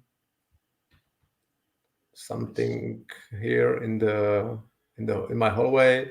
That's the Roomba, the vacuum cleaner over there with the light. So you have the proof of cleaning and the picture. And on the right side, it's a LED umbrella again. Now we are into the quiz. Do we have any answers to this? Well, actually, yeah, there was some at the beginning. Let me just check quickly. Where was it? Sorry. I just have to go all so this the way is the up. EXIF, and then I have another one with more details. Let me just see. Okay. Hello, all the hellos at the beginning. Yes. Gotta go 5. Lights and shadows. No, night fashion. Low person. Oh. It's funny. I know it was there, but there were so many comments that I can't find the comments now. Okay, never mind. Sorry, but I know that basically all of them said that it was like shooting sun or something like that, regarding a purchase. I'm just trying to search for it, but tell us, what is it? Is it like noon, sun in the noon? So this is the EXIF. Took F16, 15 seconds handheld, and I tried the 20,000 of ISO. The image is quite clear, actually. And it was taken at 9:15 p.m. and it's a full moon. It's not sun. And as you take the long exposure shot, it will create this.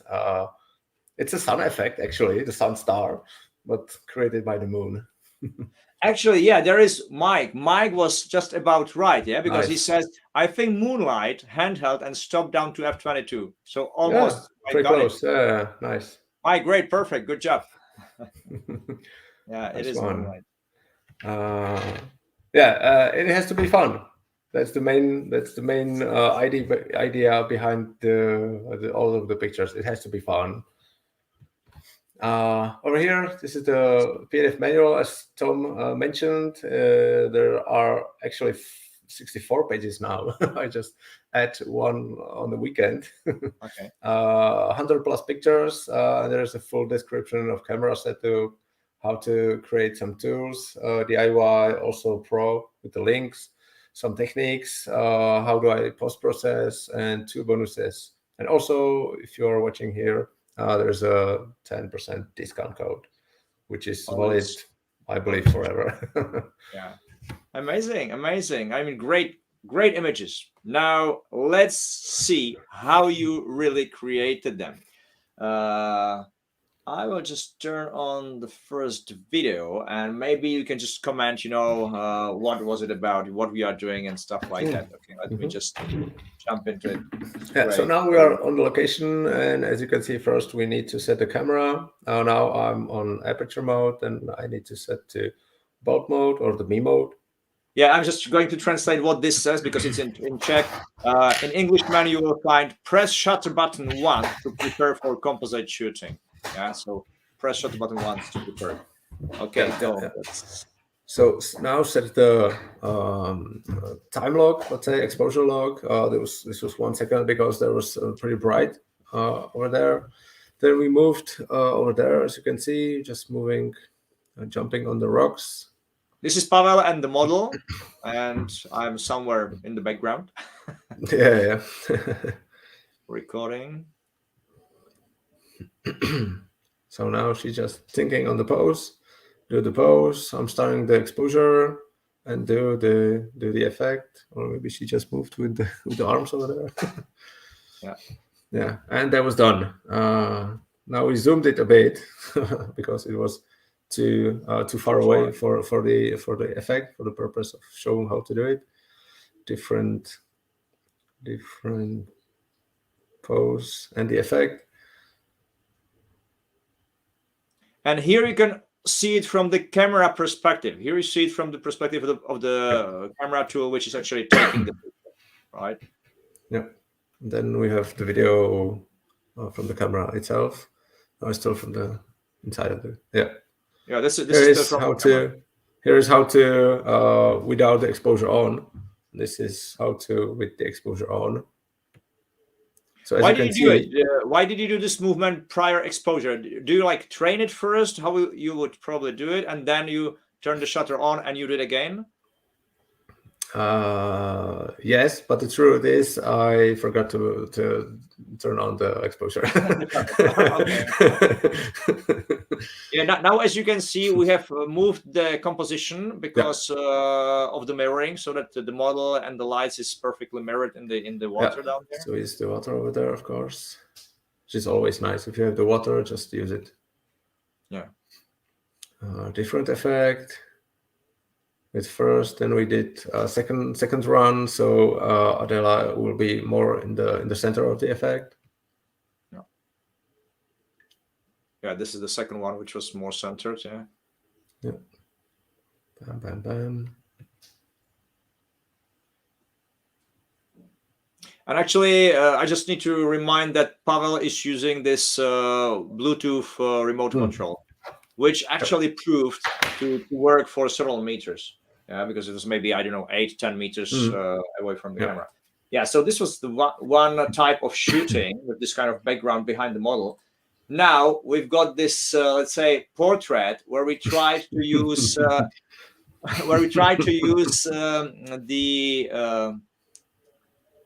let's say plexiglass over here, the background. Yeah, on the background, but on the foreground, we didn't use flash purposefully to show you what is the difference once you actually lit the model with a regular light or with a flashlight. Yeah, now we used flashlight, the cell phone. Now you can see it from the camera. Yeah, and this is from the camera's perspective. Background. This is how the camera sees the creation of the light. Yeah. And now Pavel will be lighting the face with a regular smartphone. You can also use a torchlight, but as it's not a flashlight, then the model actually moves. So the result is not actually that perfect. I can maybe show you the result right It's not here. it's not super bad, but it's bad. As you can see, I mean, this is really bad. I mean, this is really bad. As you moved, it's really this one is a bit better. Still with the cell phone, but it's definitely not perfect. Yeah, but And the I first believe, one, as you can see, she moved a lot. She moved from one yeah. side. I believe we have the version with the flashlight over there. Also. Yeah, I think that this will be the second video. This should be this one. From the camera perspective again. Is that it? Or I believe. Yeah. Oh, yeah. Here we were creating with the flashlight the three-head monster. So, but basically, you can actually. I will show you a few more images. What you can do with it. Let me just jump quickly to them because this is the three-head monster. But this is basically what you have described, Pavel, previously. That with use of the flash, you can actually put or position one person into several places within one single image. So yeah, it's like twin sisters, one angry, one happy, you know, but it's obviously shot within one single image. And as you can see, if you use the flash, you'll just freeze the moment. It's no problem. Well, sorry, we were not allowed to show that one, but this one is okay. I forgot we have this image there, so sorry. Okay, now let me see where I've got the other videos. I sort of lost them. Okay, here we go. Now you should be able to see. Oh, just sometimes I light up the scene first to see the background over there, and then do the light painting effect. I do it this way because if you do it opposite way, do the light painting first and then just light up the background, the light painting effect will just be brighter. It will be not that how to say it. It's wrong, actually. You can try it for yourself, and you will see why. It's not that bright. It will, let's say, blend into the background. Mm-hmm. And now we see how basically this was the previous shot was from the, let's say, anybody's perspective, and this is from the camera's perspective. How camera sees the creation of the image. Yeah. Now 10 seconds noise reduction, obviously, because it was 10-second exposure. And we'll see the result. On live composite, the noise reduction, it's always on. If you use lifetime, just turn it off. Yeah. Sorry, I just had to stream. I just need to add the stream, and I will show you the final results. And the final result should be this one. Yeah. So here you can see the final image, basically. Okay. Now we've got a few more videos to show you. Let me see. Yeah, now we were trying to, now we were trying to create the Mickey Mouse style. Sorry, I need to start over again. Yeah, effect behind her, and then from one hand and the second hand.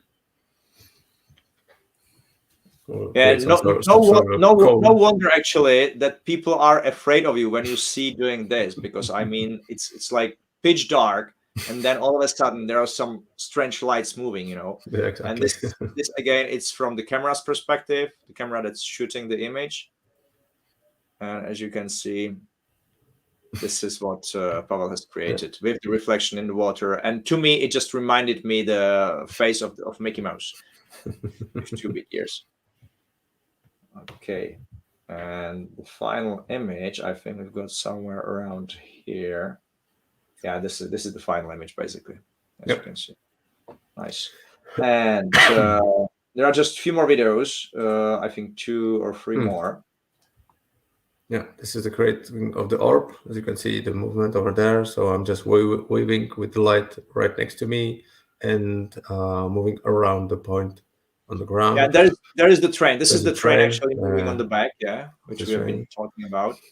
And the light's supposed to be all the time just above the point on the ground. Otherwise, it won't be an orb, the ball, or it will be just some sort of messed light effect. So again, this is not from the camera's perspective, from the camera that's shooting it. This is just what you would see if you were there. Yeah. And then within a few seconds, we will see the same thing from the camera's perspective. Yeah, and plus you were actually after building, yeah. So if anybody knows, please let us know, as we are not native English speakers. If anybody knows how we would call this wooden structure, please put it in the comments. We will at least learn how to call it for next time. And now camera perspective. Turn it on. Yeah, this is how the camera sees it. And we just said, yeah.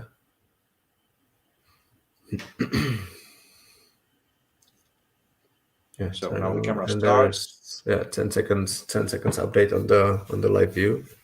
Yeah. So every 10 seconds I can see the update on the picture.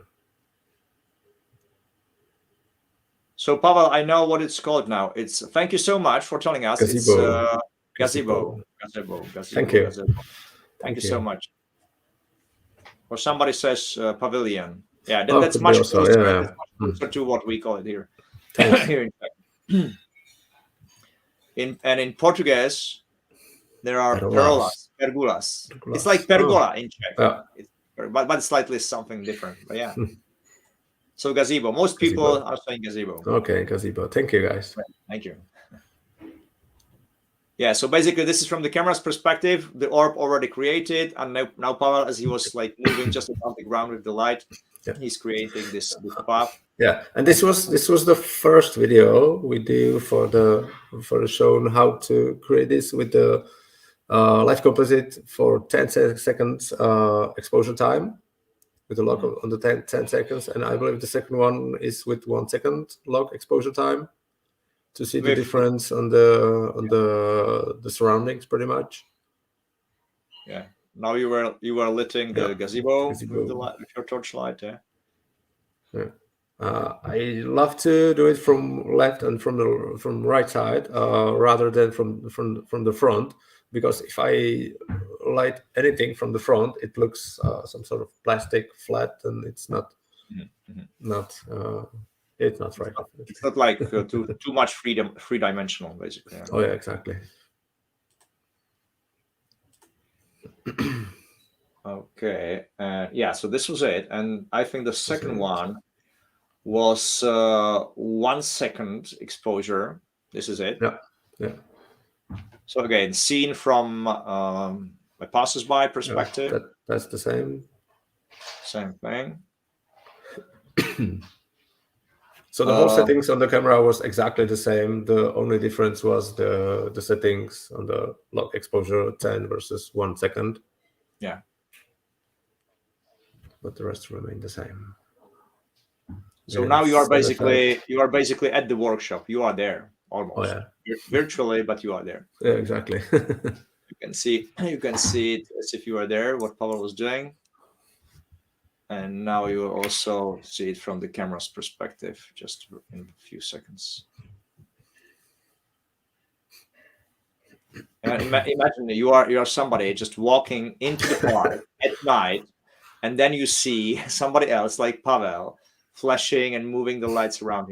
You can see on the background there is a bike or somebody going from the left side to the right side with his front lights on. And this is something that obviously will be visible in the picture, in the final image. Yeah, we added here the model also. Yeah, we added the model, right. Yeah, I forgot absolutely. Yeah, and now here. The advantage is that you can see each second the update on the camera, but as there's 1 second only, so there's not that many chance to absorb the light on the sensor. So the surroundings, it's pretty much dark all the time. Yeah. So basically the sky, which was kind of, let's say, yellow orange into the 10 seconds exposure, will basically stay almost black here if it's only 1 second. Yes. So it's something that you'll learn through the experience, how to use the tools and the settings of the cameras. Yeah. If you try do a few shots with 1 second, everything is dark, then you'll try to do more seconds. You just basically answer the question from Howard. How do you choose the exposure length for live composite? Basically, based on experience, right? Yeah, exactly. You have to play with it a lot, and then you will see. And obviously also depending on how the sky looks like. I mean, if the sky is not like pitch dark, but it's somehow slightly orange or gray or whatever, there is some light, then obviously depending on that you can choose the exposure as well. It also depends on the light painting technique that you are doing. If you let's say do the stuff with the model, it took like 5-6 seconds up to 10 seconds, and it's not necessary to use live composite, especially if you use with the flash. If you use it with the flash of the second curtain doesn't work on the live composite, which could be great. So maybe one of the firmware update ideas could be. And if you use something longer and you want to have the stars in there, then the light composite is very awesome tool to use. Okay, and I think the last two videos we've got these wonderful images which you shot with the trees, and I mean I love those probably most maybe from this workshop. Let's see. Yeah, again, same location, same settings. Just the difference was one of was lifetime, and the second was light composite. Yeah. So now you are lighting up. Well, first you are lighting up the model, the silhouette of the model. Then you are lighting up the tree with your torchlight, and this is what the camera actually sees. Yeah. So and the main focus now, it was to show the difference was on the lamps on the sides, on the right one and on the left side, and also the sky. You can see this is lifetime, obviously, and everything is getting brighter and brighter. Yeah. The surroundings. So we can actually even see the clouds, basically. Yeah. As the light is actually collecting all the time. Then even the sky, which normally, I mean, if you are there, you would just see black, nothing else. Then it collects the light from the sky. Yeah, and that was for 40 seconds. And in 40 seconds, all the lamps are pretty much like white dots, and you are pretty much not able to do anything with those in post-process. It's just a white blob over there. And the last one is live composite, right? Yeah, it's supposed to be. And we will show the two pictures from the lifetime and live composite once this video ends, so you'll see the difference between the two. So now the tree, then the silhouette. Yeah. Okay, from the camera's point of view again. But this is lifetime as well. Yeah, this was lifetime as well. Maybe we had just different exposure time. I think so. I believe it was live composite and lifetime. Yeah, and we'll show the results just. Okay, we'll see. Yeah. Now I'm confused. I'm slightly too, because I mean this is some months ago. We have done it. This was last year. And we'll see, but it looks like lifetime. Yeah. This is definitely lifetime. But I can actually see. Well, we don't probably have the video, but I can actually see the picture which we have from the live composites, which I will show you just now. So basically, we've got these three images from the park. When this is the first one without the model, and this was the second one with the model, including the model, and this was the third one. And as you can see by the sky, this looks like a live composite. Yeah. Yeah, exactly. We just didn't have the video here. Okay. But basically, yeah, this is what the live composite would end up with, the sky kind of dark. Obviously, you need to even to have the sky this bright. It's not bright that much, but this bright. You need to have, let's say, a longer exposure. It cannot be 1 second. It needs to be slightly more. And but the intention are those lamps over there. They are not overexposed. Overexposed, yeah, exactly. And if you go back to this lifetime modes, one with the model, one without the model, then you can see that it's almost like daylight, yeah, but not exactly, but it really gathers the light a lot. So you can see that the tree, the clouds on the sky, everything. Okay, so I think this was the last video, and basically, Pavel, you've done a great job. Thank you so much. Thank you. Thank you. But let me just very quickly go through some questions. I know we are on for almost 2 hours, but I mean there have been quite a few questions. We are not going to answer all. Then we will do it later on in the comments, maybe below the video. Okay, let me just see. This was the moonlight. Yeah, this we have replied about the color of the tower in Warsaw. Do you keep one exposure and make 3 orbs next to each other? Yeah, obviously that we know that it's no composition of 3 different images. Everything is just one single exposure that you do is one you single can you can do pretty much let's say infinity amount of orbs if you have the enough space over there. Yeah, there are a couple of questions about what clothing to wear not to appear in the image. So we have answered this. You just need to be black, totally black. Like a so ninja. cover your head, even maybe your face with some mask. But don't. It's not necessary. If you just put your face down, so that's perfectly fine. If you have the the head or something like that, exactly. or hair.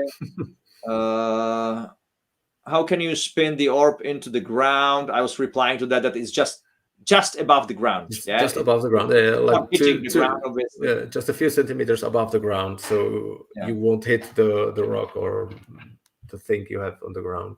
Which again, it needs practice. It needs practice. You need to measure the length of the string, and obviously it needs to. Usually, if you have this basic tool, you have 1 meter string, and you will just see it. It's waving just above the ground, so you can just rotate with the tool. Yeah, exactly. Okay, let me see some last questions. Amazing pictures. Very talented, Pavel. You are very talented. Thank you. John Kubler says. I mean, I just have to agree. I mean, Pavel, as for the light painting, for me, you are the best light painter. Trying the best. Thank you. Renata Schultz, very great. Absolutely fantastic. I mean, yes. Again, I just have to agree. Unbelievable images. They are mind blowing. Thanks. Yes, they are. Or Pavel is definitely aware of it, aren't you? Exactly. The triangle thing. Yeah, the question about this triangle thing. You know, the smear. The smear. Is it homemade? You'll just go to your local glass worker guy. Don't know the English. Somebody who can cut glass, and mirrors. They will cut the 3 pieces of the glass, and you will just glue it together.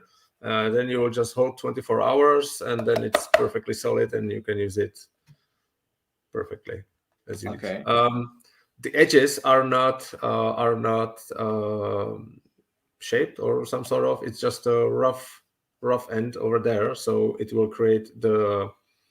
Let me show you. There's a tiny space above it, or in between the. In between the So the light can get through actually. Yeah, exactly. Okay, perfect. One question from Manuel: how do you get discount? I mean, probably the discount for your code, because for your PDF manual, because you were showing. You will just type the code over there in the basket. There's the field to use it, and then just hit OK. I'm just going back to your presentation. If you can go one slide back, I think it was there. Yeah. So this what is it? Only streaming. Only stream ENG. Okay, so you use this once you are buying it. There is a place for it. You just put it into the basket, and there's just discount code and the field, and you will just put it there, hit OK to apply it, and that's all. That's a question from Francesca. Obviously, Francesca doesn't want to buy it in Czech. She wants to buy it in I have both versions. Okay, so Francesca, you can have it in Czech, but probably you would prefer English version. Would be better in English for you. Okay. Steve, great for kids, ask 9 to 12 years old if they wanted to paint my car. Handed them flashlight and told to have at it. They could take breaks and check the viewfinder to see the progress. They loved it. I mean, exactly. I mean, in general, what Pavel was showing today to us was, I would say, from my point of view, it's artistic light painting. Yeah, especially the lights in the city when there is a cityscape, and plus those orbs and this kind of lighting that Pavel is creating. For me, this is amazing. What I love. Probably not most, but what I also love is those 2-in-1 pictures. Yeah, but it's all kind of artistic. But you can very easily use live composite mode for even product photography. Imagine Exactly. you want to nicely lit a product like a camera. I mean, you would just take a camera like this one, and if you want to lit it nicely, you would need probably maybe 3, 4, 5 different spotlights, you know, to have a proper lighting. But with the live composite, you just create a dark studio, you put the camera or the product you want to shoot somewhere on a nice spot, and you just use a torchlight, and slowly you lit the points or the angles, the parts of the camera or the product that you want to, and you are actually watching it live on the camera that's actually taking the pictures of it. So I mean, this is something amazing. Exactly, and now it will be perfect time to use 1 second exposure log for live composite, so you can see every second the difference how you create the image. Yeah, or even half a second. I think minimum was half a second as far as I think remember. it's half. Yeah. Okay, so we have the answers. Gazebo. Now we know, Pavel. Remember it, please. Yeah, exactly. I will. Next time, was the discount? The discount was 10%. Yeah, if I remember it well. Yes. Okay. And what else do we have here? How do you choose the? I'm on the side. Sorry, I'm on the side, just waiting for 3 magic words. Which are the 3 magic words? Avada Kedavra just came into my mind, but those are only 2. Okay. No problem. Thanks, guys. Okay. Yeah, I think this is, yeah, Walter, you are absolutely right. This was a marathon session. we are on one hand, we are so sorry we kept you so long. On the other hand, you saw it. I mean, Pavel has so many beautiful, amazing images, and he also shared so much information which he normally sells within his workshops, you know. So I think, again, thank you so much, Pavel, for actually sharing your experience, your knowledge which you have with light painting. And thanks for basically telling us everything about it. Obviously, it would be nice if everyone who is interested in light painting could join one of your workshops, right? Exactly. But that is actually possible if they come to Prague, right? So if any one of you comes to Prague sometime, you do have a contact to Pavel on his webpage, which was the... yeah, that's quite possible because I run also the Airbnb experience. So I run around the Prague with the tourists from foreign countries, and we do this kind of unique pictures. Nice. So yeah, either via Airbnb or via just connecting with Pavel in his webpage, krasnysmetan.com. I mean, get in touch with him. And Pavel, thank you so much again. And I think since it is 9 p.m. here in Czech, I mean, it's time to get some nice dinner. Guys, thank you so much. Thank you for using Olympus and OM System equipment. Now you know, I mean, how to try how to try the light painting. Now you know that you should be using the lifetime or live composite modes.